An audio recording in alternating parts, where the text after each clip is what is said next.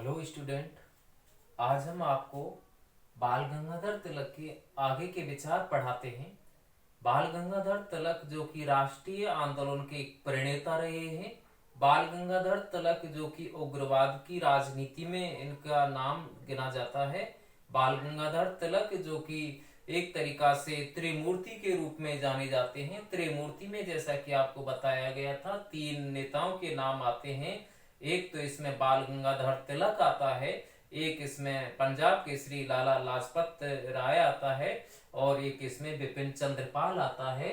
तो उसी कड़ी में आज हम आपको बाल गंगाधर तिलक के बारे में बता रहे हैं, जो कि लोकमान्य बाल गंगाधर तिलक के रूप में जाने जाते हैं। तिलक एक प्रकार से राष्ट्रीय आंदोलन के नेता रहे थे। तिलक का जो मुख्य दृष्टिकोण रहा है वो देश को स्वशासन की और स्वराज्य की प्राप्ति कराना रहा है। उनका मुख्य उद्देश्य राष्ट्रीयता की भावना लोगों में पैदा करना रहा है। तिलक एक ऐसे क्रांतिकारी नेता के रूप में गिने जाते हैं जिन्होंने स्वराज, स्वदेशी, बहिष्कार और निष्क्रिय प्रतिरोध के रूप में एक तरीका से और साथ ही साथ राष्ट्रीय शिक्षा की भी बात कही थी। उनका मुख्य उद्देश्य स्वराज पाना था और स्वराज पाने के लिए ही उन्होंने एक नारा दिया था 1916 में कि स्वराज मेरा जन्मसिद्ध अधिकार है और मैं इसे लेकर के रहूंगा। तिलक भारतवासियों में एकता की भावना पैदा करना चाहते थे। तिलक का मुख्य दृष्टिकोण जो रहा था, प्राचीन भारतीय सभ्यता और संस्कृति और धर्म का पुनरुत्थान करना रहा था। तिलक का मुख्य उद्देश्य जो रहा है, एक तरीका से भारतवासियों में धार्मिक शिक्षा देना भी रहा है, तकनीकी शिक्षा का ज्ञान देना भी रहा है। तिलक का उद्देश्य राजनीतिक शिक्षा देना भी रहा है। तिलक का उद्देश्य औद्योगिकरण का विकास करना भी रहा है। तिलक भारत की जो प्राचीन कुटीर उद्योग धंधे थे उनको बढ़ावा देना चाहते थे, ताकि भारत में जो गरीबी है, बेरोजगारी है, वो दूर हो सके और भारत में एक राष्ट्रीय आंदोलन खड़ा हो सके, ऐसा तिलक का मानना रहा है। तो आज हम विद्यार्थियों तिलक के उन्हीं विचारों को विस्तार से देखते हैं। तिलक जो कि एक महाराष्ट्र के रहने वाले थे, रत्नागिरी गांव में इनका जन्म हुआ था और इनका जो मुख्य उद्देश्य था स्वराज प्राप्त करना था।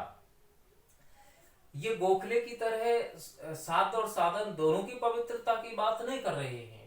इनका ये कहना था कि हमारा साध्य पवित्र होना चाहिए और उस साध्य की प्राप्ति के लिए हम कैसे भी किसी भी प्रकार के साधन अपना सकते हैं, ऐसा तिलक का मानना रहा है।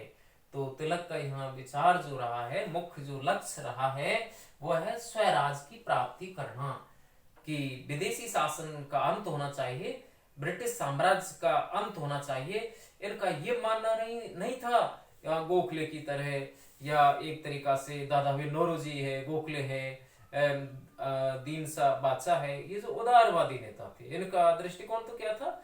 अनुनय, विनय, प्रार्थना, सहयोग, समन्वय, अंग्रेजों की नीति का समर्थन करना था। अंग्रेजों से प्रार्थना और निवेदन करना था कि अंग्रेज हमें स्वशासन दें, अंग्रेजों के माध्यम से हम एक तरीका से शासन चलाएं। इनका ऐसा दृष्टिकोण नहीं था। इनका दृष्टिकोण तो एक तरीका से भारतवासियों को स्वयं का शासन दिलाना था। ब्रिटिश साम्राज्य का अंत करना इनका लक्ष्य था। तो ब्रिटिश साम्राज्य का अंत करने के लिए ही इन्होंने एक होम रूल आंदोलन भी चलाया था, एनी बेसेंट के साथ मिलकर के चलाया था। और स्वराज की इनकी धारणा जो रही है, उस स्वराज की धारणा का जो लक्ष्य रहा है, उस लक्ष्य को पाने के इन्होंने 4 साधन बताए हैं विद्यार्थियों। कितने साधन बताए? 4 साधन, जिसमें पहला है स्वदेशी, दूसरा है बहिष्कार, तीसरा है राष्ट्रीय शिक्षा और एक है निष्क्रिय प्रतिरोध। ये 4 तरीका है। ये तो स्वराज तो उनका लक्ष्य है, एक ध्येय है, और ये उसकी प्राप्ति के साधन है। समझे? ये साधन है 4। स्वराज उनका ध्येय है। तो स्वराज पाने के लिए उन्होंने स्वदेशी की बात कही है।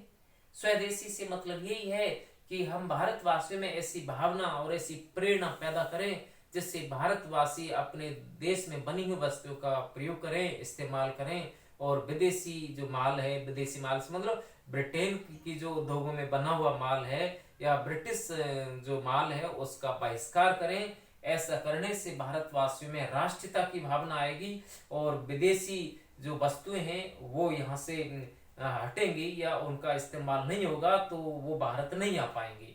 ऐसा उनका मानना था कि स्वदेशी की भावना होनी चाहिए, विदेशी माल का बहिष्कार होना चाहिए, भारतीयों द्वारा बनी हुई वस्तुओं को प्रयोग में लाया जाना चाहिए।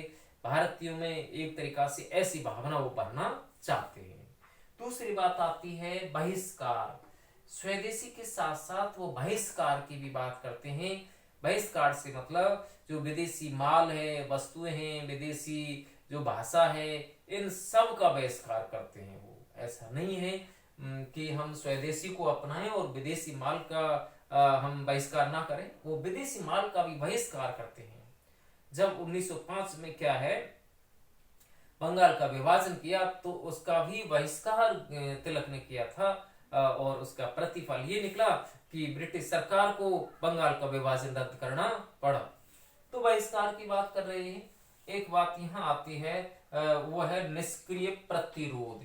निष्क्रिय प्रतिरोध का मतलब ये है कि हमें ब्रिटिश साम्राज्य की जो नीति है, उनकी जो एक तरीका से शोषण की है, भारत में एक तरीका से जो शोषण किया जा रहा है, भारतवासियों का जो अपमान किया जा रहा है, उसके लिए हम क्या है प्रतिरोध की नीति अपनाएं। एक तरीका से निष्क्रिय प्रतिरोध की नीति अपनाएं, अंग्रेजों का विरोध करें, अंग्रेजों के खिलाफ ऐसा कोई माहौल पैदा करें, उनके विपरीत हिंसा आंदोलन की नीति भी अपनाएं, ऐसा उनका दृष्टिकोण रहा है। तो निष्क्रिय प्रतिरोध की नीति का मतलब क्या रहा है यहाँ पर? इसका मतलब यह है कि शासन के संचालन में जनता का सहयोग नहीं होना चाहिए। ब्रिटिश साम्राज्य के प्रति भारतवासियों को सहयोग देना बंद कर देना चाहिए। जब भारतवासी अंग्रेजों का साथ नहीं देंगे, अंग्रेजों के लिए कोई काम नहीं करेंगे, तो सीधी सी बात है कि अंग्रेज लोग यहाँ लंबे समय तक शासन नहीं कर पाएंगे। तो उनका यही कहना था कि जो अंग्रेज सरकार या ब्रिटेन के जो लोग भारत में शासन चला रहे हैं वो भारतवासियों के सहयोग से चला रहे हैं, तो क्यों ना भारतवासियों को उनका सहयोग बंद कर देना चाहिए या ब्रिटिश शासन के संचालन में अपना सहयोग देना बंद कर देना चाहिए। इसी को उन्होंने एक नाम दिया था निष्क्रिय प्रतिरोध। क्या नाम दिया था विद्यार्थियों? निष्क्रिय प्रतिरोध। तो निष्क्रिय प्रतिरोध का मतलब यही है कि जनता का ब्रिटिश शासन के संचालन में किसी भी प्रकार का सहयोग नहीं होना चाहिए। जनता जो सहयोग दे रही है अंग्रेजों का, वो सहयोग देना बंद कर देना चाहिए। इसी को उन्होंने नाम दे दिया है निष्क्रिय प्रतिरोध। ठीक है विद्यार्थियों, तो निष्क्रिय प्रतिरोध का मतलब क्या हुआ यहाँ पर कि ब्रिटिश सरकार का सहयोग देना बंद कर देना चाहिए। आगे बात आती है यहाँ पर महत्वपूर्ण जो विचार में यहाँ पर आ रहा है वो है राष्ट्रीय शिक्षा की धारणा। तो राष्ट्रीयता के ये पक्षधर हैं, ये आपको पता है, राष्ट्रीयता के प्रणेता रहे हैं। तो राष्ट्रीय शिक्षा की बात तो ये इनके द्वारा की गई है और राष्ट्रीय शिक्षा में इनका जो विचार आ रहा है कि शिक्षा ऐसी होनी चाहिए जो व्यक्ति को आत्मनिर्भर बनाए, जो व्यक्ति में स्वाभिमान की भावना जगाए, जो व्यक्ति में आत्मगौरव की भावना जगाए और विदेशी शासन का प्रचुर विरोध करे। हम ऐसी भावना, ऐसी राष्ट्रीय शिक्षा लोगों में जगाएं जिससे हमें विदेशी प्रभाव से मुक्ति मिल सके, आत्म सम्मान की भावना लोगों में जाग सके। और इसीलिए तो उन्होंने राष्ट्रीय शिक्षा पर बल दिया। और जब 1882 ईस्वी में हंटर कमीशन यहाँ बना था प्राथमिक शिक्षा के लिए, उस हंटर कमीशन में भी उन्होंने क्या है मातृभाषा की बात कही थी, एक तकनीकी शिक्षा देने की भी बात कही थी और धार्मिक शिक्षा की भी बात कही थी, ताकि भारतवासियों में नैतिकता की भावना भरी जा सके, भारतवासियों का चरित्र उज्जवल बनाया जा सके। और इसी उद्देश्य से उन्होंने क्या है एक राष्ट्रीय शिक्षा पर बल दिया है। इस राष्ट्रीय शिक्षा के लिए उन्होंने, हमने देखा कि पूना में न्यू इंग्लिश स्कूल की भी स्थापना की थी और साथ ही साथ आज दक्षिणी एजुकेशन की भी स्थापना उन्होंने की थी। तो दक्षिण एजुकेशन सोसाइटी उन्होंने बनाई थी जिसका मुख्य लक्ष्य यही था कि भारतवासियों में राष्ट्रीयता की भावना पैदा की जाए और एक ऐसी शिक्षा भावना जनता में लाई जाए जो जन साधारण को सुलभ हो सके, सस्ती हो, आसानी से मिल सके। तो जन साधारण में सुलभ और सस्ती शिक्षा देना उनका लक्ष्य रहा है। उनका ऐसा मानना रहा है कि शिक्षा भारतीयों द्वारा भारतीय उद्देश्यों को ध्यान में रख करके दी जाए। विदेशी भाषा में शिक्षा नहीं होनी चाहिए। शिक्षा का माध्यम मातृभाषा होनी चाहिए। इंग्लिश मीडियम नहीं होना चाहिए। इंग्लिश मीडियम को विद्यार्थियों पर लादा नहीं जाना चाहिए। अंग्रेजी भाषा का पाठ्यक्रम तो हो, कहने का मतलब अंग्रेजी भाषा को पाठ्यक्रम में, सिलेबस में शामिल तो किया जाना चाहिए, लेकिन वो अंग्रेजी भाषा बाध्यकारी नहीं होनी चाहिए। और भाषा का जो माध्यम है वो अंग्रेजी नहीं होनी चाहिए। अंग्रेजी माध्यम ना हो करके माध्यम क्या हो, मातृभाषा हो। वो भारत में एक राष्ट्रीय भाषा के लिए एक लिपि की बात कर रहे हैं, एक मातृभाषा की बात कर रहे हैं। तो इसकी बात और यहाँ विस्तार से हम क्या देखते हैं कि वो जन साधारण के लिए भारतवासियों को क्या है कि सस्ती शिक्षा देना चाहते थे। दूसरी बात यह है कि शिक्षा का उद्देश्य भारतवासियों का उज्जवल चारित्रिक विकास करना रहा है, नैतिक विकास करना रहा है, और राष्ट्रीय आंदोलन के माध्यम से ये शिक्षा का प्रचार करना चाहते थे। कहने का मतलब ये है कि शिक्षा के माध्यम से वो राष्ट्रीय आंदोलन को आगे बढ़ाना चाहते थे। तो शिक्षा उनका एक प्रमुख लक्ष्य रहा है। शिक्षा, कैसी शिक्षा? राष्ट्रीय शिक्षा। उसका उद्देश्य एक तरीका से यो मान करके चलो हिंदुत्व की भावना बनना है। अब हिंदुत्व की भावना का मतलब यह संकीर्ण अर्थ भी नहीं है। ऐसा भी नहीं है कि हम सांप्रदायिकता फैलाएं, हिंदू और मुसलमानों में द्वेष की भावना पैदा करें, ये भी नहीं है। उनका उद्देश्य ये रहा है कि शिक्षा जो हम दे रहे हैं, राष्ट्रीय शिक्षा की जो भावना लाई जा रही है, वो शिक्षा की भावना ऐसी हो जिससे कि हिंदुओं में तो हिंदुत्व की भावना आए और मुसलमानों में ईसाइयत की भावना आए। ऐसा उनका दृष्टिकोण रहा है। यानी वो एक तरीका से धार्मिक सहिष्णुता की भी बात करते हैं। क्या बात करते हैं? कि धार्मिक सहिष्णुता होनी चाहिए, ऐसा उनका मानना रहा है। तो यहाँ ये बात हो गई कि उनका उद्देश्य चारित्रिक निर्माण करना है, भारतवासियों को सस्ती और एक चारित्रिक शिक्षा देना है, सभी को शिक्षा उपलब्ध हो, ऐसी बात उन्होंने कही है। सस्ती शिक्षा हो जिसमें कि गरीब व्यक्ति भी शिक्षा पा सकें, और शिक्षा ऐसी हो जिससे कि भारत में बेरोजगारी को दूर किया जा सके। अब बात करते हैं कि उस शिक्षा में उन्होंने कौन कौन सी शिक्षाओं को शामिल किया है। शिक्षा के अंतर्गत पहली बात आ रही है उन्होंने कि एक मातृभाषा की बात कही है कि एक मातृभाषा होनी चाहिए, यानी एक मातृभाषा में शिक्षा होनी चाहिए।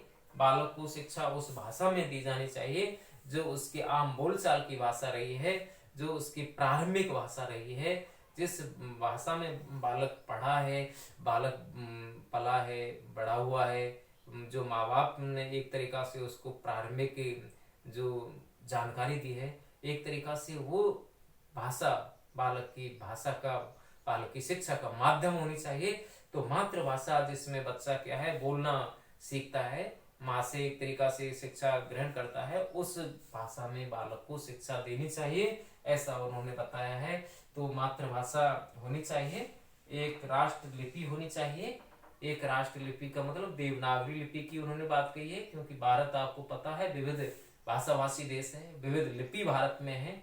तो क्यों ना अंग्रेजी की बजाय हम एक तरीका से कौन सी लिपि, देवनागरी लिपि को माध्यम बनाएं। तो देवनागरी लिपि को आधार बनाया और इस लिपि के माध्यम से राष्ट्रभाषा के रूप में हिंदी को रखा, और बताया कि हिंदी हमारी एक संपर्क भाषा होनी चाहिए। अंग्रेजी को एक संपर्क भाषा, एक सहभाषा नहीं रखा जाना चाहिए। अंग्रेजी एक तरीका से पाठ्यक्रम में तो हो, लेकिन वो बाध्यता नहीं होनी चाहिए, विद्यार्थी पर बोझ नहीं होनी चाहिए, ऐसा तिलक का मानना रहा है। तो तिलक भारतवासियों में अंग्रेजी भाषा की बजाय हिंदी भाषा के पक्षधर रहे हैं। भारत राष्ट्र में हिंदी भाषा को माध्यम बनाना चाह रहे हैं, एक लिपि की बात कर रहे हैं, वो देवनागरी लिपि की बात कर रहे हैं। साथ ही साथ वो भारतीयों का चारित्रिक विकास करना चाहते थे, इसीलिए उन्होंने धार्मिक शिक्षा की बात कही है। और धार्मिक शिक्षा में भी उनका दृष्टिकोण ये रहा है कि जो अपनी प्राचीन सभ्यता, संस्कृति, भारत की जो कल्चर है, भारत के जो पौराणिक धर्म रीति रिवाज हैं, उनको बढ़ावा मिलना चाहिए। इसीलिए तो उन्होंने गणेश उत्सव और शिवाजी उत्सव की बात कही है। तो गणेश उत्सव और शिवाजी उत्सव जो शुरू किए गए थे वो तिलक के द्वारा ही शुरू किए गए थे, और इनका उद्देश्य यही था कि भारतवासियों में धार्मिक शिक्षा भरी जानी चाहिए, धार्मिक भावना होनी चाहिए। यदि उनमें धार्मिकता की भावना रहेगी तो उनका उच्च चारित्रिक विकास होगा, चरित्र अच्छा बनेगा, बच्चे में एक तरीका से चारित्रिक गुण आएंगे, एक तरीका से नैतिकता की बात कर रहे हैं। वो कौन सी बात कर रहे हैं? नैतिकता। और नैतिकता की भावना किससे लाई जा सकती है? धर्म से लाई जा सकती है। और धर्म में अपनी प्राचीन जो पौराणिक मान्यता है, पौराणिक मान्यता से मतलब जो हमारे प्राचीन रीति रिवाज हैं, हम शिवाजी को उन्होंने रखा और गणेशोत्सव को उन्होंने रखा, तो ये चीजें उन्होंने शुरू की। तो धार्मिक विचार भी उनके रहे हैं, अच्छे विचार रहे हैं, शिवाजी के प्रति उनका एक दृष्टिकोण रहा है। आगे हम बात करते हैं कि वो तकनीकी शिक्षा की भी बात करते हैं कि विद्यार्थियों को जो प्रशिक्षण दिया जा रहा है उसमें टेक्निकल जानकारी विद्यार्थियों को होनी चाहिए, ताकि वो एक तरीका से औद्योगिक विकास में भी काम आ सके और नई जानकारी भारतवासियों को, विद्यार्थियों को, बेरोजगारों को हो सके। तो तकनीकी ज्ञान देने की बात कर रहे हैं, तकनीकी जानकारी देना चाह रहे हैं एक तरीका से। तो ये शिक्षा की बात है। आगे और भी बात आती है यहाँ पर कि राजनीतिक शिक्षा की भी बात आती है।